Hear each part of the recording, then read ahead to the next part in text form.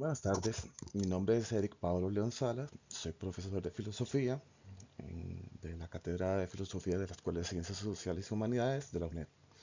Y aquí voy a darles un poco contarles un poco sobre ética y política de los capítulos 6 y 7, que tratan de expresar básicamente una forma de vivir, una forma de ver el mundo y entran vamos, más en temas políticos que van a repercutir en cómo pensamos ahora y no solo en cómo pensamos ahora, sino que cómo pensamos o cómo se mueven algunos aspectos sociales. Vamos a ver los del capítulo 6 y 7, también vamos a ver el 8 y el 9 la semana que viene y vamos a ver qué fundamentos hacen que entendamos nuestras instituciones sociales, o democráticas, o de República, de Costa Rica, entre otros, entre estos capítulos. Y también temas de gobierno y cómo gobernar y más, ¿verdad? Que esto lo vamos a ver ahorita. Entonces, empezamos.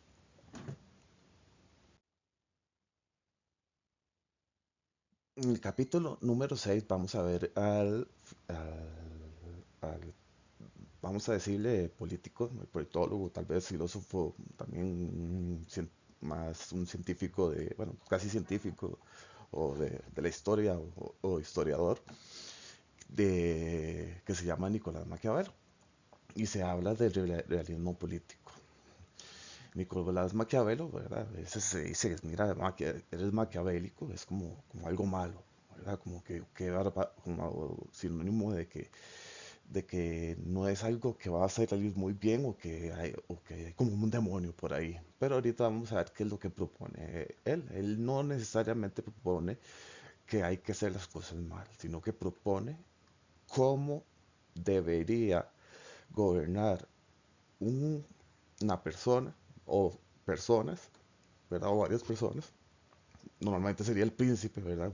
El príncipe sería el encargado de gobernar, ejecutar. eh, y em, cómo mantener ese poder, ¿verdad? Para gobernar hay que tener un poder. Y ahora si hablamos de política, hay temas de poder.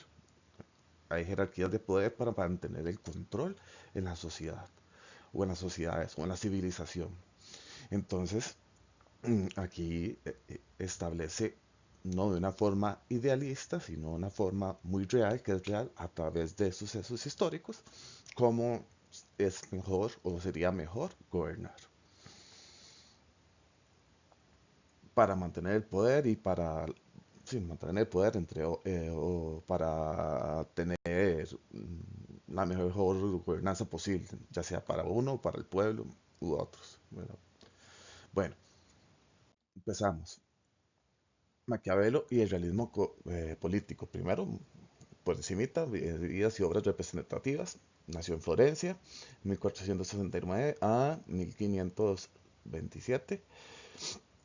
El filósofo y político, su línea es objetiva, realística y científica. Científica, bueno, realista es diferente a lo de idealista. El realista es que ve lo que en serio está pasando y no se crea ilusiones o falsas ilusiones o algo ideal, ¿verdad? Eso lo vamos a ver ahorita más tarde con los idealistas, con los utópicos. Y objetiva es que no es diferente, es que se puede tener, ¿verdad? Es algo que dice que uno puede verlo, que es objetivo.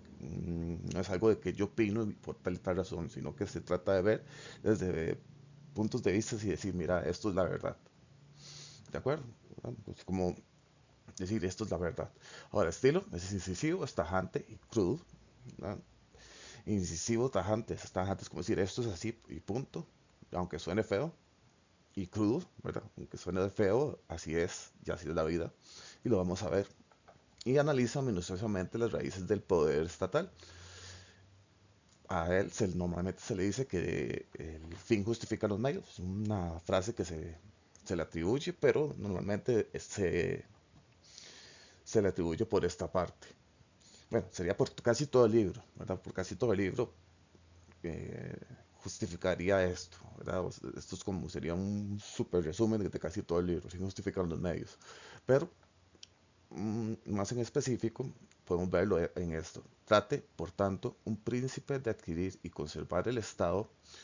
Los medios que emplee serán siempre considerados honrosos y alabados por todos. O sea, mientras, no importa qué medio o qué forma en la que haya adquirido el poder o haya logrado un objetivo, si sea buena o mala esa forma, justa o injusta, mientras haya logrado un objetivo, ya sea, por ejemplo, que todos tengamos casa o que tengamos salario o que tengamos sí, salario o que la canasta básica esté mejor, entre otros, si se logra, no importa si hizo de las maneras malas, pero lo que importa es ese final, ¿verdad? Y eso es lo que se cree que al final vemos nosotros los seres humanos, el fin, no importa la forma o el medio.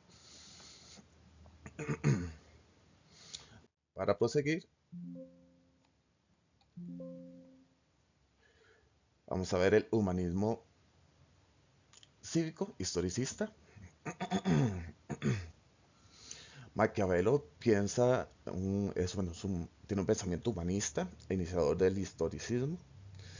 Historicismo es para estudiar a través de la historia qué es lo que ha pasado, y la historia dicen que es cíclica, ¿verdad? Él ve que pasa muchas cosas igual en la historia y empieza a contemplar básicamente cómo y cuáles gobernantes tuvieron éxito y cuáles no. Él era por algo ese pensamiento humanista, empezó humanismo en esos tiempos no es tanto así resaltarlo al ser humano o a todos los seres humanos, sino a resaltar a la antigua Grecia o la antigua Roma, ver cómo gobernaron los diferentes, no eran países en sí, sino imperios o diferentes personas, cómo gobernaron o adquirieron poder, el poder político, poder social. Y eso es básicamente parte del humanismo, y a través del historicismo empieza, es una ciencia política que se basa en observar regularidades en los sucesos pasados y eventos recientes, lo que permite inferir patrones universales en las determinaciones políticas a través de lo que se dice que pasó, ¿verdad? Históricamente, ya en el pasado, y empieza a ver aspectos que en la actualidad podría predecirse lo que puede llegar a pasar, y decir cómo debería comportarse el príncipe o la persona que está gobernando para mantener el poder. ¿Verdad? Ya inferir estos patrones y saber qué es lo que puede llegar a ser o no. Y qué va a pasar o qué no va a pasar. Ahí es donde decimos que la historia es como cíclica. Ahora, la realidad del humano ante el poder. Está la figura del príncipe político que comprenda las circunstancias pretéritas y presentes de manera realística, ya sea pasadas y actuales, de manera realista, no de una manera ideal o idealista o de una forma mágica o que esté enfermo de alguna enfermedad mental o que crea, como decimos, que esté en las nubes, ¿verdad? Está en las nubes o están otras totalmente. Tiene que saber, tiene que ser objetivo y saber que estamos, qué es lo que está pasando en la realidad. Como también se dice, tiene que saber lo que hay en la calle. Como decía ahí un presidente en la actualidad, tiene que saber quién es esa señora de Pural y en serio qué está pasando. Que parece que al final no sabe quién es, ¿verdad? Sí tiene que poner los pies sobre la tierra, eso es lo que quiere decir. Ahora, el fin es obtener, conservar y ampliar el poder político. Otra vez, ese es el fin principal, es mantener el poder político y debe procurar no siempre actuar según la necesidad, ¿verdad? Lo que es necesario, lo que creemos que es bueno. Hay que pensar bien cómo se va a actuar. Aquí vemos, por ejemplo, siempre se hace este meme, el Principito, una lectura de, creo que era francesa, y a diferencia del Príncipe de Maquiavelo, que aquí es más realista y tajante, y en cambio la otra es muy idílica, es muy linda, de hecho. Ahora, seguimos.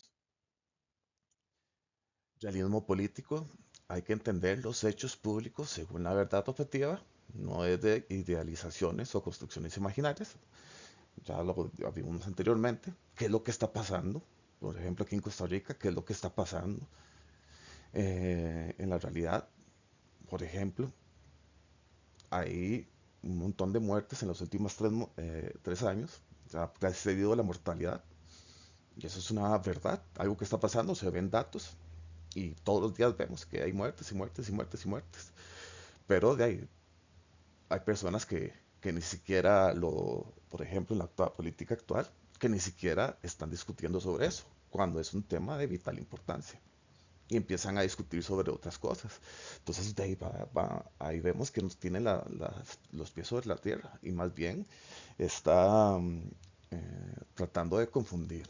¿Verdad? Tratando a veces tratando de confundir o algunos simplemente por inocencia. ¿Verdad? O por unos por la inocencia, o algunos otros sí lo hacen por tratar de confundir o mantener una imagen. Pero ahí vamos a ver. Ahora, hay un pesimismo antropológico. ¿Qué quiere decir eso? Que el criterio toma decisiones parte de las pasiones destructivas e interesadas, celos, ambición, envidia, codicia y demás. Se cree que el humano es malo por naturaleza.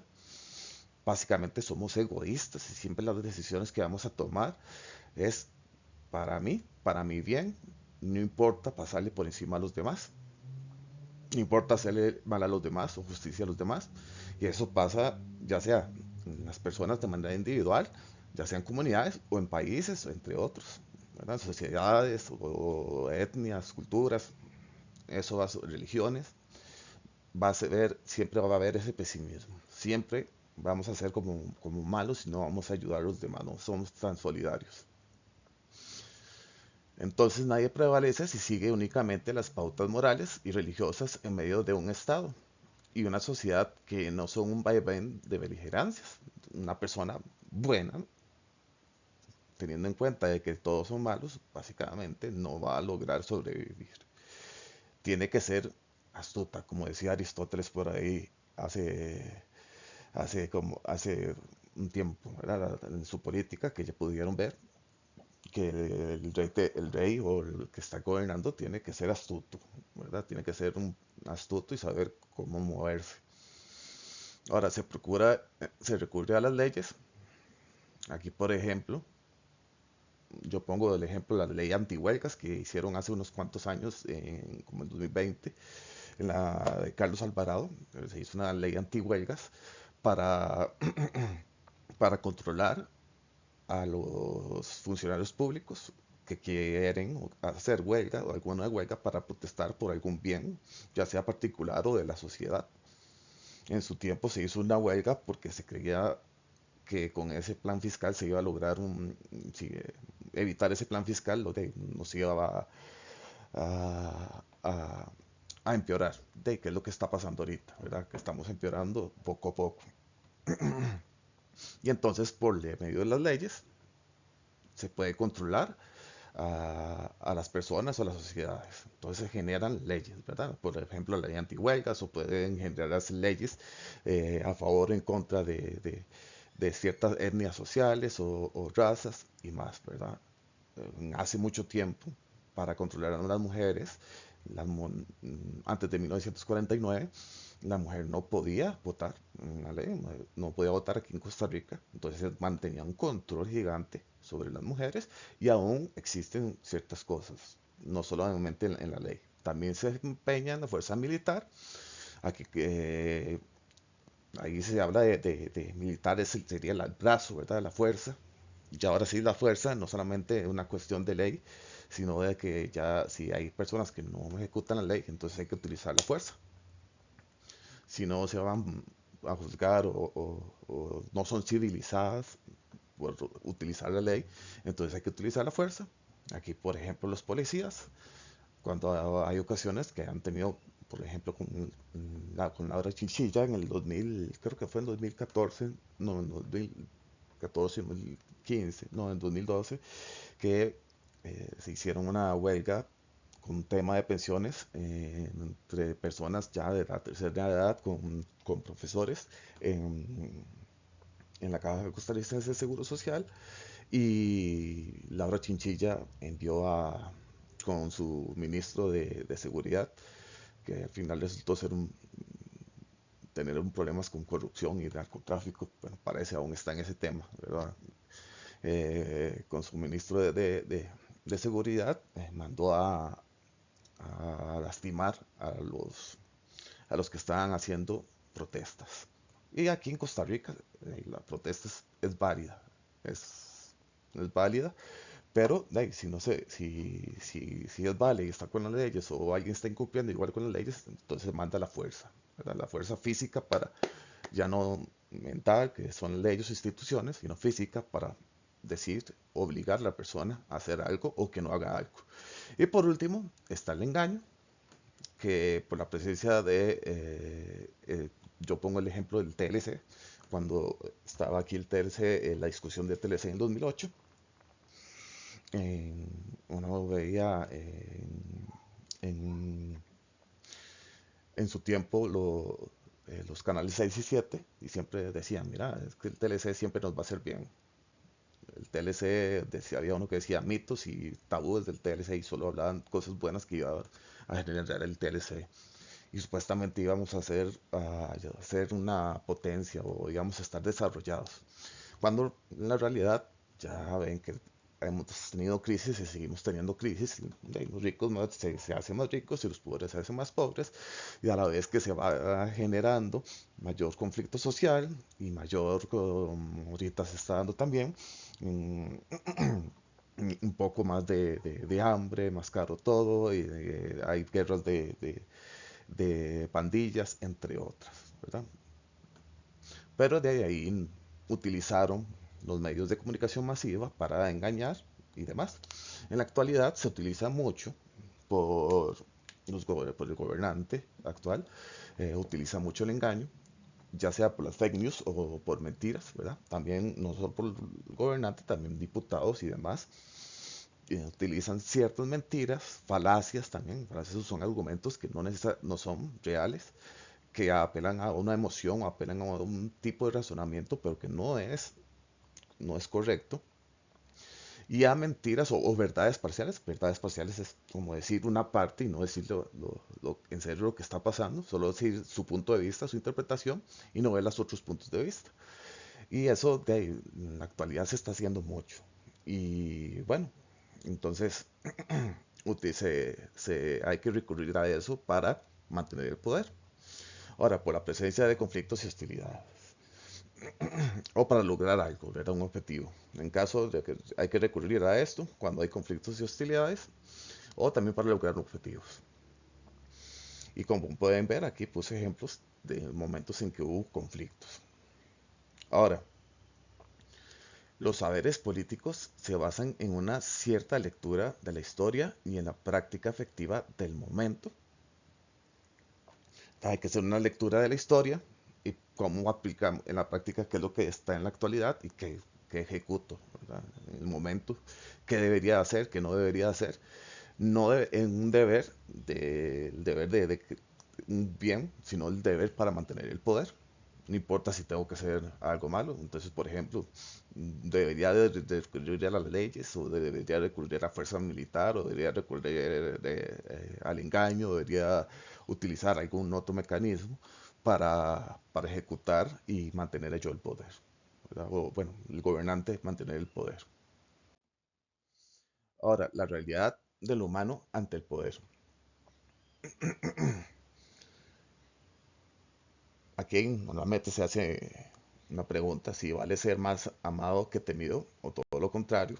Ahorita vamos a ver un tema de esto. Normalmente él dice que lo preferible es ser amado y respetado, pero si una persona, si un gobernante es amado y es irrespetado, es mejor que sea temido y respetado, porque si no, se le, como se dice popularmente, se le montan y ya empieza a haber reproches, entre otros. Ahora, ser temido da mayor seguridad que ser amado. Los individuos suelen tener menos consideración en ofender a quien aman que a quien temen. Sí, o sea, hay que utilizar el temor. Vean que siempre se utilizó el temor con el TLC, con el tema del, la cuestión fiscal de hace unos años. Siempre se justifica al miedo. Si no logramos esto, entonces va a pasar algo malo y nos va a ir mal. Si va a quedar tal candidato, nos va a ir mal. Se recurre al miedo, ya sea para ganar votos o para ganar eh, provecho político o social para lograr algún objetivo. La suficiencia para amedrentar depende del príncipe, mientras que el afecto resulta cambiante la parte de los súbditos. Entonces aquí la suficiencia para amedrentar y para dar miedo es del príncipe. Y el tema del amor es muy cambiante. Va a depender mucho, hay momentos, ¿verdad? De momentos. Ser temido no es provocar el odio. Él llega y dice que lo peor es ser odiado o aborrecido y a la vez ser irrespetado. Eso sería lo peor de los escenarios posibles. El mejor sería, como lo dije anteriormente, ser amado y respetado, pero si se es amado y respetado, entonces hay que ser temido y respetado. Eso sería lo segundo mejor. O, como vamos a ver más adelante, de lo menos malo a lo, a lo mejor, ¿verdad? Sino más bien de lo menos malo.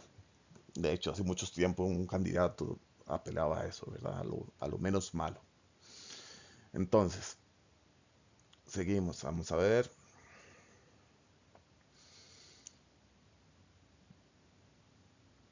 Entre robar y matar es más fácil justificar lo primero.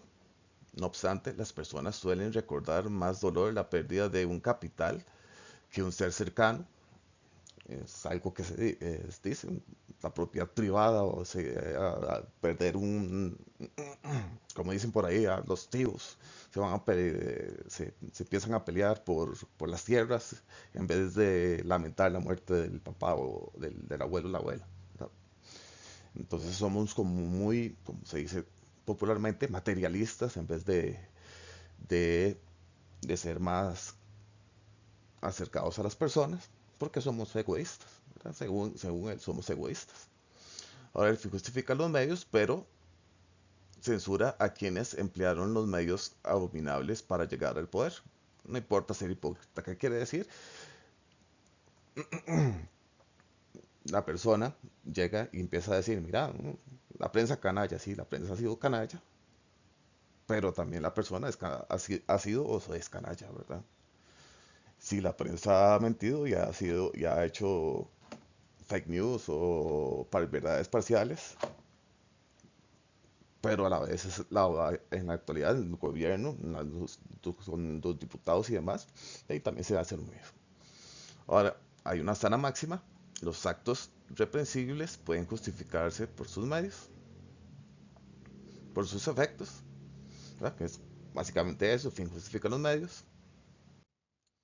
Y la realidad de un humano ante el poder. Hay una diferencia entre el buen y mal uso de las crueldades. Las crueldades se aplican como último recurso y se ejecutan de una sola vez, no poco a poco. Si se ejecutan de una sola vez, si hay que hacer algo injusto, que sea rápido y que casi nadie se dé cuenta. Bueno, que sí se den cuenta y que lo recuerden, pero que no se vea cruel, porque si se ve cruel, tal vez haya un poco de empatía en el ser humano y ya, o de miedo y ya no van a querer al político. Ante los problemas del político debe usar las leyes, se apela a lo humano, pero si no resulta tendrá que recurrir a la fuerza, lo bestial, como dijimos, y los policías. Tener habilidad de encubrir, fingir, disimular, traicionar según la conveniencia. Aquí, por ejemplo, en Game of Thrones se ve mucho este tema. Si alguno ha visto eso. ese programa, un mandatario se sostiene en el poder por sus resultados y logros, de manera que cualquier falla que tenga será siempre disculpada. Por ejemplo, Trump, que tal vez haya cometido ciertas cosas que se ven o torpes o que se ven malas y se le perdona. O el presidente actual, que en su momento tuvo o fue en Costa Rica, fue acusado por abuso sexual, eh, eh, se perdonan porque se cree que están haciendo bien las cosas. Bueno, aparenta, ¿verdad? Aparenta hacer que las cosas están bien, cuando no necesariamente están bien, ¿verdad? La ruta del arroz no sé, no, si logró, si se logró que el arroz en serio esté más barato, o lo que ha prometido, ¿verdad? Ahora, si la libertad y la seguridad de la nación ya quieren entrar en el camino del mal, hay que perpetrarlo sin titubear. O sea, si hay que quitarle las libertades a las personas, ya sea libertad de expresión o libertad de pensamiento, religión, entre otros, hay que, hay que cortarlas para mantener ese control, ese control sobre los demás. Por algo hace mucho tiempo se quería hacerlo, la ley, creo que fue con Laura Chinchilla, era una ley de que delimitaba mucho lo que es el, eh, a los reporteros y la libre expresión, los intereses de la patria son la preocupación común.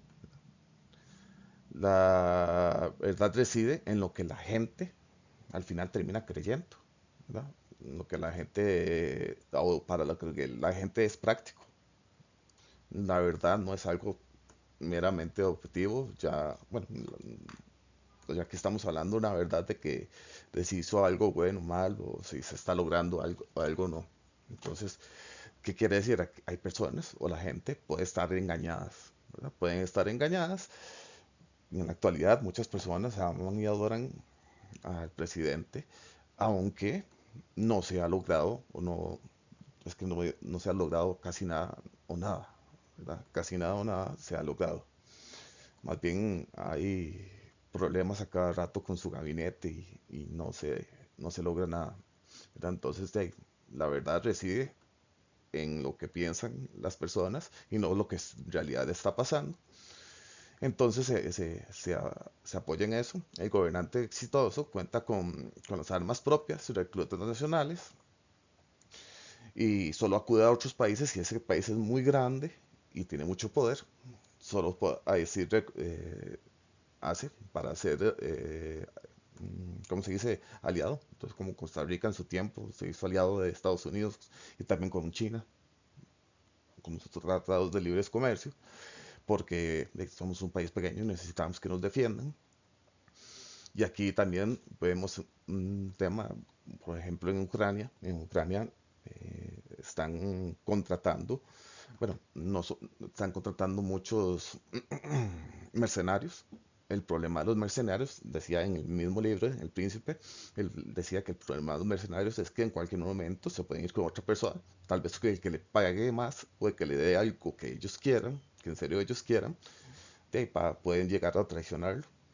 Entonces, o personas de otros gobiernos o de otras etnias o de otros lugares, en cualquier momento se pueden ir. Entonces, la guerra en Ucrania, pongamos un ejemplo, en un dado momento en que ya no tengan suficiente o no quieran darle más armas o financiamiento a los ucranianos, a Zelensky, de ahí, se van a quedar con lo único que quedan, que tienen, y van a quedar solos, ¿verdad? Entonces, él dice que es mejor no depender tanto así de mercenarios o de extranjeros. Hay que formar su ejército, poder, ¿verdad? El militar propio, ojalá con su propia gente, con la gente que es patriota y que ama lo nacional y que quiere cuidar el Estado o el lugar donde vive, o la cultura, la comunidad, entre otros. Ahora, sobre la virtud y la fortuna, ¿qué es lo que dice? El gobernante más estimado, el que se consigue un territorio por su virtud, 50% de virtud, 50% de fortuna, pero la fortuna dice que es muy aleatoria, depende. A veces puede tener suerte, no puede tener suerte, el- ya sea porque entramos en una crisis social, una crisis natural. Por ejemplo, si pasa un huracán por acá, va a ser un problema grave económico y social. Y esas cuestiones que son externas, son de la fortuna, y hay que tener más el tema de la virtud. La virtud, ahora, ¿qué es la virtud? La virtud no es necesariamente ser bueno, ¿verdad? O virtudes éticas, como lo dirían en Aristóteles. La virtud del individuo de acción política consiste en que posea voluntad férrea, fuerza, empuje, resolución, astucia, ingenio, capacidad previsoria y combativa, ¿verdad? Que es esa persona que es dominante. El político sabrá aprovechar la ocasión para realizar sus actos y será audaz y agresivo contra los embates de la fortuna, fuerza ciega e imprevisible. O sea, tiene que ser muy inteligente y tiene que ser poderoso y tener y actuar cuando se debe ser, cuando se tiene un problema. Y el príncipe deberá actuar con diligencia cuando se le presente la ocasión que lo favorezca, pero deberá ser prudente y no actuar si esta no se manifiesta. Entonces, básicamente es de si en dado momento, si hay fortuna o pasan cosas buenas, mejora la economía en el exterior, tal vez hay ventas al exterior y la economía mejora en Costa Rica, pues hay que utilizarla y mejorar, ojalá ayudar a la sociedad, pero hay que ser prudentes porque tal vez haya un futuro, un bache malo, ¿verdad? Como tenemos baches buenos, puede ser que tenemos baches malos, entonces hay que tener prudencia. Y si no tenemos, si el presidente no, o el gobernante o el príncipe no tiene suerte, no tiene que manifestar que está mal, ¿verdad? No tiene que demostrar debilidad, tiene que mostrarse, como hemos visto anteriormente, fuerte, ¿verdad? Fuerte y con una astucia y siempre directo a combatir. Si le ven debilidad, ya empieza a perder respeto, ¿verdad? Que ya habíamos visto arriba que es mejor ser temido y respetado que a ser amado y respetado. La realidad, una síntesis del humano delante del poder. Las naciones deben recuperar los valores patrióticos antiguos con el fin de hacerlos revivir en el presente.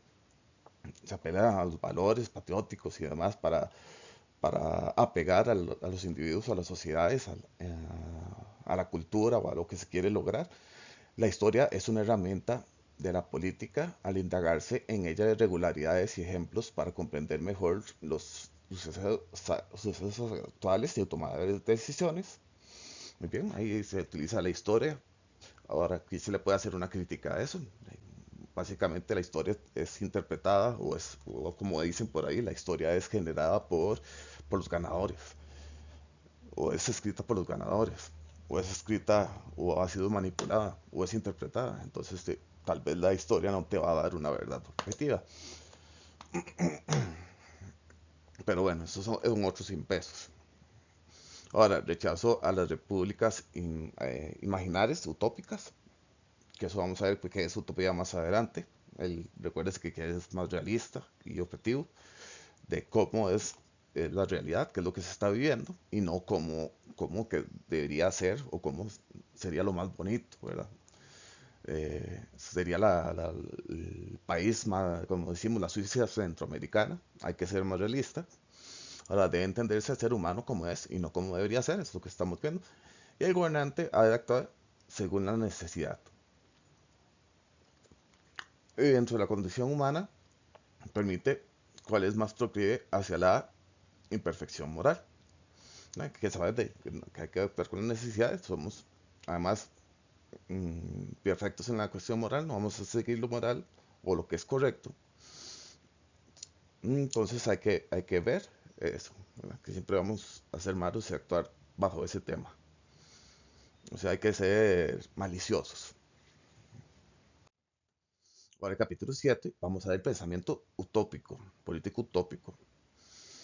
Y ahí les di ciertos ejemplos de cómo políticos actuales o estados, entre otros, se apoyan mucho en el pensamiento político, filosófico, político, científico de Nicolás Maquiavelo para gobernar y mantener el poder. Ahora aquí vamos a ver el pensamiento político utópico. Vamos a ver qué significa. Concepto de utopía. Los orígenes antiguos de la utopía se remontan en la República de Platón. Ya eso ustedes lo vieron, que se establecía tres tipos de, de, de personas y cada una ejecuta una función. Y, por ejemplo, los filósofos deberían de gobernar, los guerreros tienen que defender y los demás tienen que producir. ¿Verdad? Tienen que producir y así y hay que mantener los hijos que sean de todos, entre otros. Entonces es como una primera utopía. Eso se ve en la República de Platón. Ese es el libro de la República de Platón que establece cómo debería ser un Estado. Esta sería lo ideal para Platón en ese tiempo. La utopía es un proyecto político que critica las problemáticas circundantes y plantea una mejor forma de organización que podría algún día llegar a realizarse. Es, ¿Cuál es un proyecto político? Traza qué es lo que mejor sería, cómo sería el país ideal. Un ejemplo, cómo sería el país ideal de Costa Rica, esa sociedad centroamericana, o, o ser muy pura vidas y que no haya problemas de hambre o problemas de delincuencia, entre los tipos de problemas que tenemos acá. Y a partir de eso se, eh, se genera lo que es esa idea y se combate y se hace crítica y se combate, bueno, se hace crítica a lo que es, a cómo están gobernando, ¿verdad? Cómo están gobernando. Ahora, las utopías confían en la bondad natural, humana, y aptitud para el colectivismo. Aquí a diferencia de Maquiavelo, que decía que somos malos por naturaleza, que es otra cosa que también es criticable, no sé, necesariamente somos malos, egoístas por naturaleza, es un tema más complejo, ¿verdad? Y aquí también esto se puede criticar, de que si nosotros somos buenos por naturaleza es algo que también se puede criticar, porque no necesariamente es así. Pero bueno, se parte con esos puntos. Ahora, características esenciales, la felicidad e igualdad para todos, educación como factor prioritario, el colectivismo, la abolición de la propiedad privada, porque la propiedad privada va a hacer como lo vemos, vamos a ver después en Rousseau, va a hacer que nos peleemos, ¿verdad? Que nos peleamos, o como lo vimos con Nicolás Maquiavelo, eh, se va más por el tema de propiedad privada o por los objetos que por una persona, ¿no? Por lo que algo se robó que por una persona. Reencuentro con la bondad original, el humanismo, una sociedad dirigida por los sabios, leyes sencillas, escasas para el Estado y una nivelación de respeto al hombre. Primero vamos a ver la utopía de Tomás Moro, un humanismo cristiano. Tomás Moro, poeta, eh, estudió Derecho y Teología, establece lo que es su utopía, escribe lo que es la utopía. La palabra utopía fue acuñada por Tomás Moro en 1516 en su obra del mismo nombre. Su etimología se deriva del griego de auce, de topos, lugar, Tomás, ausencia de lugar, o sea que no existe, ¿verdad? Es eso que queremos que exista, pero que no existe en la realidad, que queremos que sea, o ese debe ser, o eso es ideal, pero que no está en nuestro lugar. Tomás Moro en Utopía muestra la desafortunada situación social inglesa a principios del siglo XVI, donde los cambios sociales han empobrecido a grandes masas de población. Ahí vemos a ver que lo que se dijo anteriormente, se hace crítica a través de un ideal, ¿no? Mira, este tema de pobreza que siempre es malo, ¿verdad? Siempre puede generar hambruna, puede generar muertes, puede generar menos salud, entre otros, menos educación, y de ahí, a partir de eso se hace crítica. A Moro no le interesaba aconsejar a gobernantes, como a Maquiavelo que sí, sino denunciar las injusticias de su tiempo a fin de fomentar reformas sociales. ¿Qué quiere decir? Como eso, hacer crítica y decir, vamos a reparar esto. Fundamenta su concepción política el humanismo cristiano, entendido como una forma de vida que se lleva al plano en la acción de la virtud activa. El humanismo cristiano sería como esa forma de ver, la perspectiva cristiana, cómo debería ser el mundo, bajo ciertos aspectos cristianos y humanísticas, ¿verdad? Humanísticas. Ese sería como el fin, ¿verdad? O la ideal de gobierno o de sociedad o de país, entre otros. Ahora, ataca a los grupos sociales, normalmente a la nobleza y la burguesía, que han descalabrado el bien público y apadrinado el bien individual. Se critica porque han tenido el poder y hacen lo que quieren, ¿verdad? Normalmente no reparten lo que es la riqueza, no reparten lo que es el poder, no reparten lo demás. Entonces hacen a la burguesía, a los que tienen la propiedad privada, bueno, más propiedad privada, o como decía Karl Marx, elementos medios de, medios con los cuales se puede trabajar y nosotros lo que podemos hacer es trabajar. Y ellos sí tienen esa propiedad y de ahí nosotros tenemos que ver qué hacemos. Hay muchos que nosotros que ni siquiera tenemos casa y demás o algo, ¿verdad? Hay otros que ni siquiera tienen, por ejemplo, computadora para poder ver esta videotutoría o para hacer sus trabajos y de ahí están en un tema de injusticia. Ahora aquí vemos la isla Utopía. El relato de la isla Utopía describe, ya vemos el libro que él escribe, describe a habitantes que aplican los principios cristianos por medios racionales, superando a los europeos que han contado con la ventaja de la revelación divina. Entonces, ven desde principios cristianos a través del uso de la razón, más allá de eso, no solamente de la fe. Ahora, la isla Utopía se caracteriza por ser un sistema igualitario entre hombres y mujeres. Aquí hay un cambio muy interesante. Normalmente a través de la historia en Europa, bueno, en muchos lugares del mundo, casi todos los lugares del mundo, ha sido un tema de que la mujer así, el hombre se aprovecha de la mujer, ¿verdad? Y la mujer tiene que obedecer al hombre. Aquí no, aquí dice que tienen que ser iguales. Platón lo dijo, también dijo algo parecido en su tiempo. Ahora, Moro pretende invertir los criterios de valoración social, pues de acuerdo con la opinión pública, la nobleza de nacimiento y el dinero otorgan el mayor prestigio, cuando en realidad algo depende exclusivamente de la vida virtuosa. La sociedad podemos ver en la actualidad que la gente, mucha gente, a los que adoran es a los que tienen mucho poder económico. Era como muchas personas dicen, uy, hay que ser como Mark Zuckerberg o como Bill Gates o como los de Apple o como estos, ¿verdad? Entonces siguen a esas personas y tal vez esas personas no se comportaron bien, ¿verdad? O actuaron de una forma como el fin justifica los medios. Pero él dice que sí hay que buscar una forma virtuosa, en vez de buscar el tema del dinero, propiedad privada o honor o prestigio social, entre otros.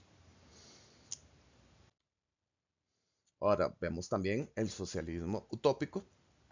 El socialismo utópico francés o utopía, ya esto es diferente, Tomás Moro, Acá durante el siglo XIX como crítica frente a los abusos hacia el proletariado que se produjeron a raíz de la revolución industrial y el liberalismo económico. ¿Qué quiere decir?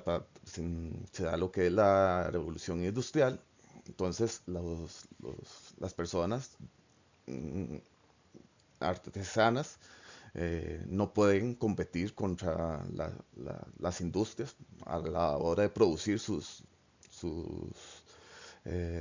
¿cómo se dice? Bueno, lo que van a vender, ¿verdad? Y comerciar. Es diferente hacer un vaso, una persona que se haga en multitud, en una industria con, con las fábricas o con un montón de personas siguiendo, ¿verdad? Una ingeniería social, siguiendo ciertos pasos para lograr algo, ¿verdad? Entonces, ¿qué es lo que pasa? Se aprovecha mucho el proletariado. ¿Qué es el proletariado? Es las personas que van a trabajar, esas personas que al final no lo logran eh, eh, por medio artesanal, ¿verdad? Logra adquirir dinero y tiene que integrarse en la sociedad eh, meramente capitalista, del liberalismo económico, y de ahí tienen que trabajar. Y se aprovechan mucho, ¿verdad? Entonces aquí hay temas de que se trabajaba más de 12 horas, se trabajaba en temas insalubres, y el jefe de ahí se aprovecha o se aprovechaba. Y cosas que se siguen dando en la actualidad, que son injusticias, que el jefe tiene mayor poder, jefe o la jefa, y por ese poder se aprovecha de los trabajadores. Ahora, el socialismo es un pensamiento político que se contrapone al individualismo capitalista, donde el lucro personal es el móvil que genera la riqueza. Aquí importa más lo social, que esté bien lo social y no tanto lo individual, no tanto las personas. Hay que repartir, ¿verdad? Para las personas lo que es la riqueza, no solo que se lo dejen unos cuantos, no solo los que tienen esas propiedades eh, o dueños de esas propiedades, tienen que ser ricos, ¿verdad? Hay que repartir eso. ¿Por qué? Porque pues, estamos trabajando también, ¿verdad? No estamos trabajando.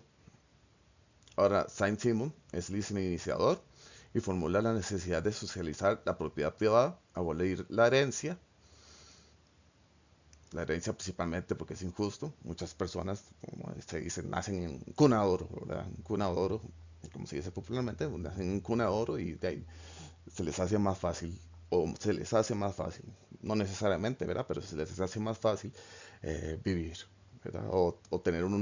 Hacer un emprendimiento, o tener un título universitario, entre otros.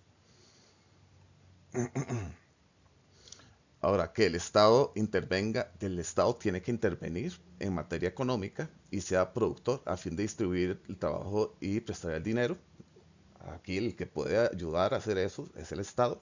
Entonces el Estado tiene que ser grande, a diferencia del liberalismo, ¿verdad? Un neoliberalismo en la actualidad que dicen que ojalá sea más pequeño y que se encargue la competencia, la propiedad privada. O sea, que sea como la ley de la selva, ¿verdad? Los que se matan, eso es lo que se ve en el capitalismo, es como matarnos, ver oferta y demanda y entonces no tener derechos laborales o que nos paguen menos, no tener salario mínimo como muchos han solicitado, ¿verdad?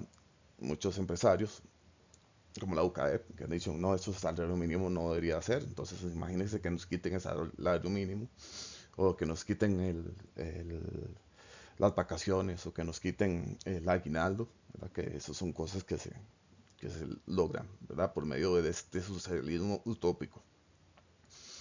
Ahora, el Estado sí que tendría que intervenir para ayudar y hacer que todo funcione a la sociedad.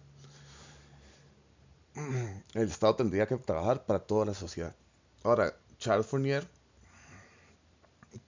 otro filósofo, propone un sistema de comunidades cooperativas para labores de agricultura e industria, a fin de que se multipliquen y se instauren una nueva del mundo.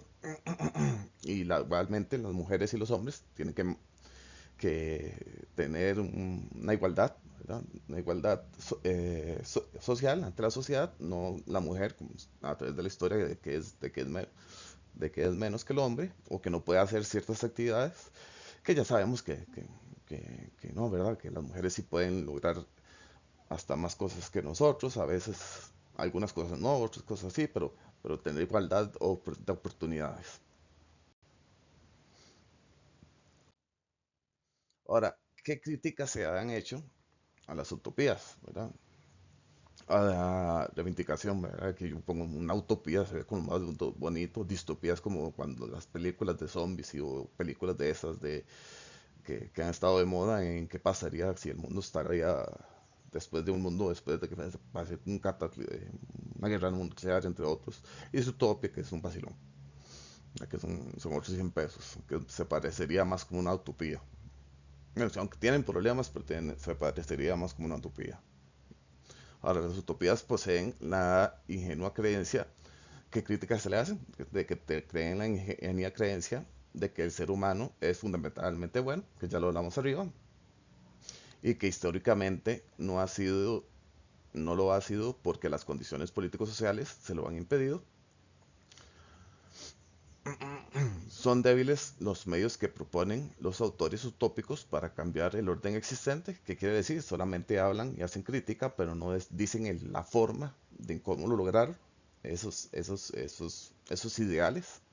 No dicen la forma o la manera de cómo lograr esos ideales.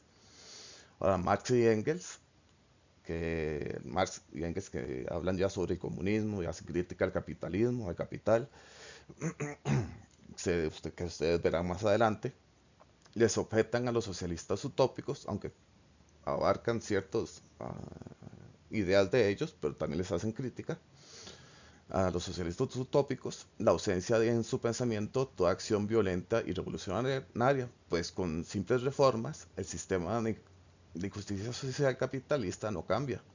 Los burgueses no van a tener una súbita iluminación moral. ¿Qué quiere decir? Los burgueses no van a cambiar de, de aquí a la mañana. No se van a hacer buenos, no se van a hacer sociables o solidarios.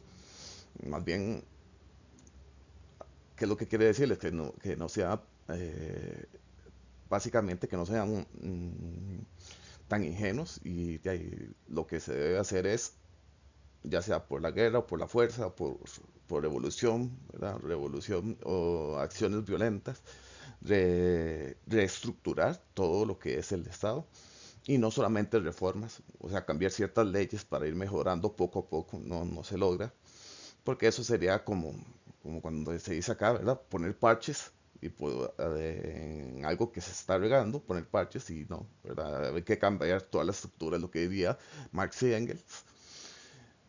En cambio, estas utopías, principalmente del socialismo, sí buscan solamente una reforma, ¿verdad? Cambiar ciertas leyes para mejor. Ahora, los estados utópicos suelen caer en el autoritarismo y la represión porque los valores colectivos deben suprimir todo estorbo e individualismo. Y eso tal vez se haya visto en muchos lugares aquí en América Latina, en muchos lugares se ve que los estados utópicos que buscaban una utopía, eliminar, por ejemplo, que todos estudiaran, eliminar la pobreza y demás, han llegado a tener eh, un gobernante durante mucho tiempo, ¿verdad? Por ejemplo, Ortega, en nuestro país hermano del norte. Ahora, los estados utópicos suelen caer en bueno, sí. Ahora, Karl Popper, filósofo más actual, que también lo ven en filósofo en tema de ciencia, y habla también sobre ética, argumenta que las utopías, al postular que sus mandatarios poseen la verdad, conllevan intolerancia y crueldad contra los sectores disidentes. ¿Verdad? Esos los mandatarios básicamente si llegan a la utopía, no van a ponerse en los zapatos de los que están disidentes, de los que piensan diferente. Karl Mannheim establece que la utopía tiene un poder político de transformación del orden establecido y resulta opuesta a la ideología, los valores de grupos dominantes y luego los ideales utópicos se pueden reivindicar en el presente, el pacifismo, bueno, en la actualidad, que serían esos ideales utópicos. Ya vimos que el socialismo era por la revolución industrial y por esta revolución de los burgueses y que promovieron lo que es el liberalismo económico, el liberalismo y social y económico. Entonces, ¿qué es lo que es ahorita? Por ejemplo, ¿qué problemas hay? Bueno, hay problemas por eso del pacifismo, que no hayan tantas guerras, o que no haya terrorismo, entre otros, o que no haya violencia aquí en Costa Rica, por ejemplo, nos estamos matando día a día una gran cantidad de personas. Un conservacionismo ecológico, como se ha visto de que el calentamiento global es principal, ¿verdad? Y también se puede hablar de muchos temas de, de que los ríos se pueden ensuciar o algunas, eh, no solo los ríos, sino también la vegetación y demás, y básicamente eso hace que tengamos una vida peor. Igualdad de oportunidades, que no tenemos la igualdad de oportunidades muchas veces. Nosotros podemos ver, ¿no? Por ejemplo, en Estados Unidos no es diferente una persona blanca que es estadounidense a una persona inmigrante o a una persona de raza, ¿verdad? Pongámoslo así, raza no es de raza, pero de color negro, tiene más oportunidad porque hay un tema de racismo, también hay un tema sexista, ¿verdad? Pues, a veces los hombres supuestamente, no en todo, ¿verdad? Pero sí en la mayoría tenemos mayor oportunidad que las mujeres, entonces se busca la igualdad de oportunidades. Y aquí vemos en Costa Rica, sí, a través de mucho tiempo se ha buscado esa igualdad de oportunidades o tal vez un tema de equidad, ¿verdad? De equidad no solamente que tener todo igual, sino que dependiendo de las circunstancias, la necesidad, apoyar. Ahora, los derechos humanos, que es otro tema que se ponen, los derechos humanos que se deberían de aplicar en todos los países, que solo Costa Rica es el que ha firmado todo, ni siquiera Estados Unidos, China tampoco aplica lo que son derechos humanos. Y luego la solidaridad planetaria, para estar todos en común, ¿verdad? Y ayudar a los que les pasó la mala fortuna, les pasó un huracán o tienen una recesión económica u otras. Entonces hay que tener esa solidaridad planetaria. Bueno, les deseo un mundo mejor y ojalá es que se cumplan las utopías o esos pensamientos. Las utopías como cuando nos ponemos a pensar el cómo debería ser el país. Ojalá que se nos cumpla en algún momento y lo tengamos acá. Ha sido un gusto y espero les ayude. Y estaremos viéndonos con John Locke y Thomas Hobbes y demás en la siguiente videotutoría. Les acaba de hablar el profesor Eric Pablo León Salas y cualquier duda ahí también les pueden preguntar a sus profesores, ¿verdad? A sus tutores en específico.